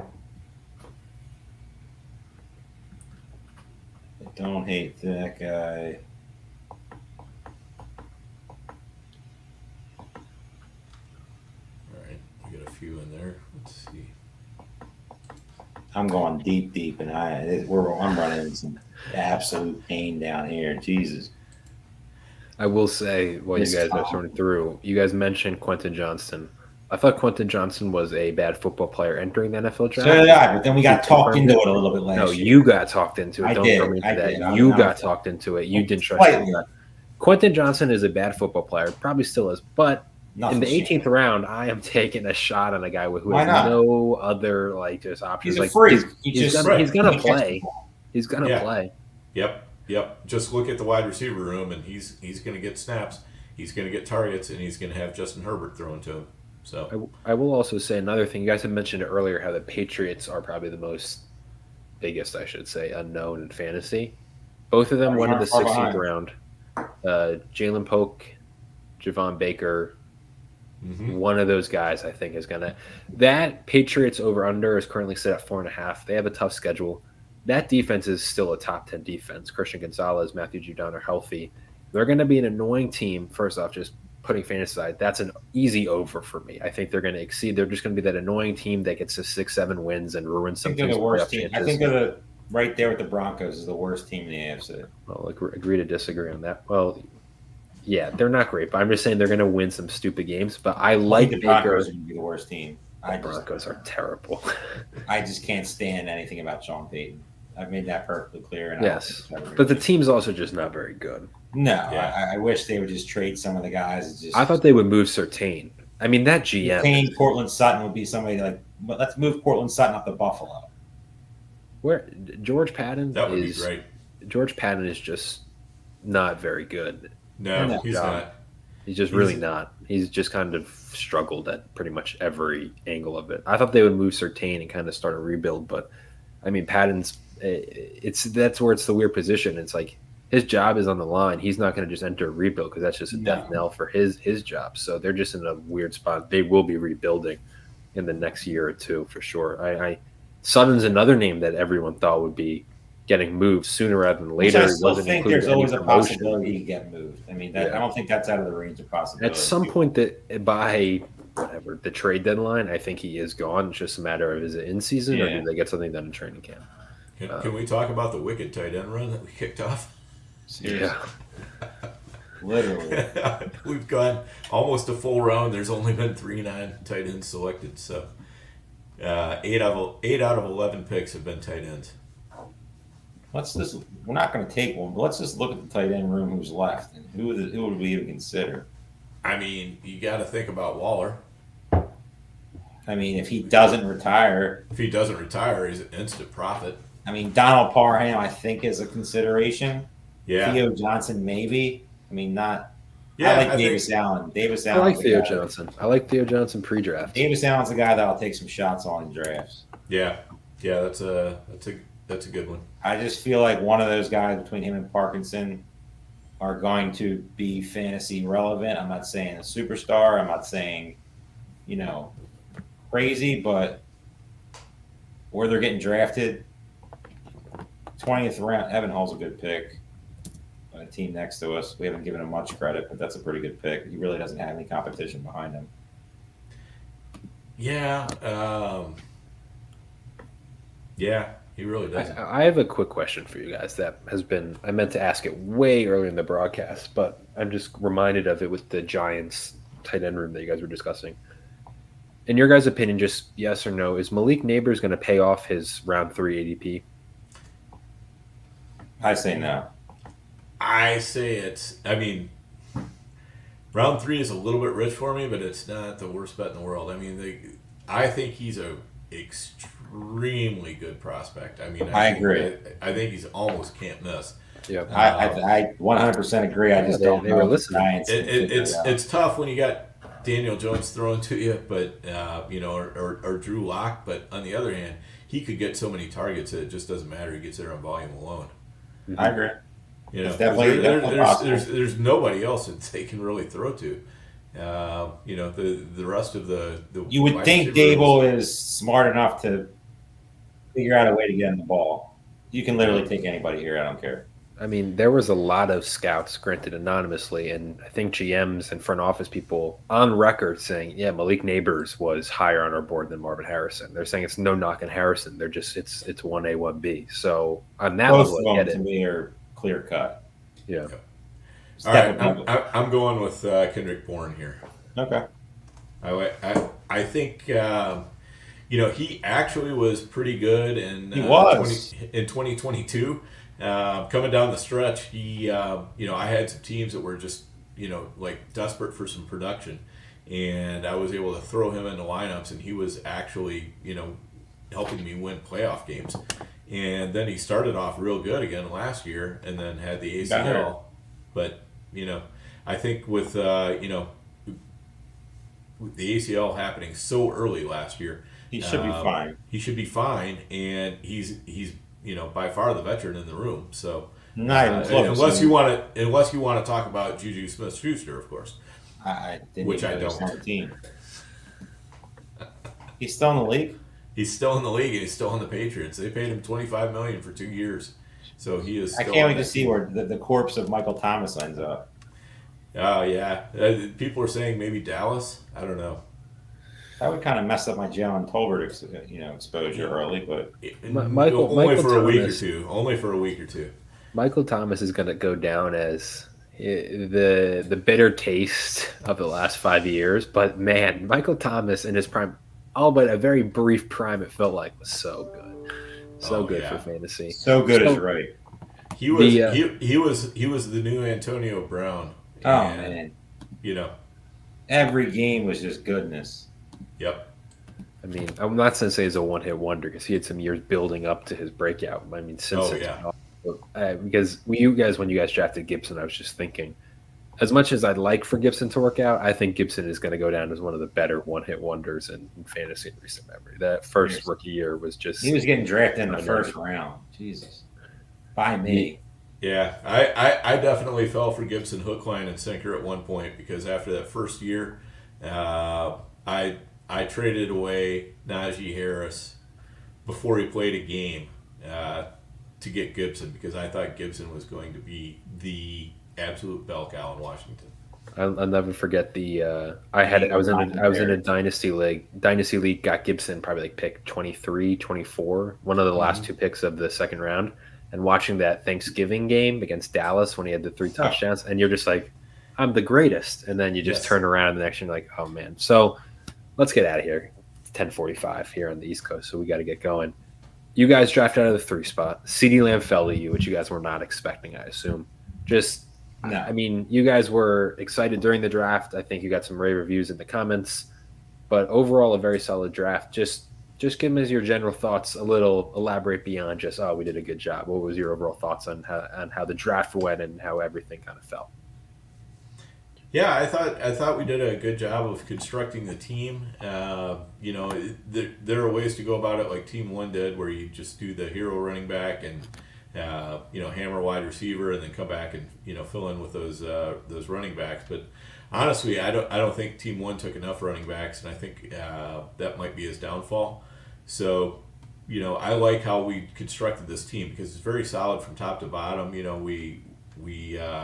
We took some quarterbacks a little bit earlier with Lamar Jackson, and then Trevor Lawrence following it up, which allowed us to take the 4 tight ends late and compensate for the fact that we didn't get started on that position till the last of anybody in the draft. So and our wide receivers and running backs, I feel like are pretty balanced. What do you think on that, Terp? At the end of the day, it comes down to tight ends. I mean, I love 2 quarterback builds. They're my favorite builds. 3 QBs, it just takes another slot away from a skill position. I mean, to get Lawrence, who I'm very high on this year, and obviously Lamar Jackson, we closed that room. And obviously, if we have another year like we did last year, we could be in trouble with all the quarterback injuries. But hopefully we avoid that. And, this team, obviously, running backs, no issues whatsoever. The Jaylen Wright pick was the only question for me personally, but it makes a lot of sense. When Dan was saying, if something happens to A-Chain or Mostert, I mean, there's plenty of balls to go around that offense, and we know that Mike McDaniel's going to get plenty of speed out there. So that pick could be something that pays off when it actually counts at the end. Early in the season, hopefully we don't need him and A-Chain as a star, but when it comes to that pick, tight ends, is a question. But when you do a build like we did, you're going to be a little weak at one position, and I'm okay being weak at the tight end because last year we saw, tight ends emerged, that were the Sam Laportas, the Dalton Kincaids, the Trey McBrides. They were all not household names, and now they're second-round draft picks. So the possibilities are there. This team has a lot of potential. We talked about 1. We talked about 7. I'll have to look at these teams again when we get off just to see exactly some of the other builds. But outside of Team 2, nothing really too off the wall. But I think Team 2 later in the draft got a lot better. Yeah, I would agree. They got back on the rails after they made after that, like Ferguson to Njoku run, moving Zamir White up a little bit. They had a lot better picks. So, definitely, got better as the draft went on. They did improve. So that's going to do it for us. Dan, truly, we thank you for joining us as always. I believe the next draft me and Terp are covering it is you're involved in as well, the Hardway draft. And best of the best. Oh, yeah. Best of the best. So we'll be there in June. Our Fantasy Pros Championship draft coverage resumes. There will be weekly coverages every Tuesday. I think it's shaping up to be. Iron Daddy was in the comment section asking about the main event. You know what? Me and Terp haven't gotten into July yet, but something tells me that first live draft on July 5th, which is 3 spots remaining, might have to pull a coverage there. We'll be there. If we're able to. So there's going to be a lot in the works. Best Ball Tournament drafts will be popping off, obviously, a couple a month. And as we kind of ramp up to kick off, draft season is underway. Use promo code YouTube25 at FFPC. If you're a new user, you get $25 off your first team. Play the Best Ball Tournament, $300,000 grand prize, over $1.3 million in the total prize pool. Dan Williamson, check out his work at Player Profiler. Thank you again, sir. Fantastic draft, guys. And we will see you guys at the end of the month for the FFPC Hardway draft. See you guys.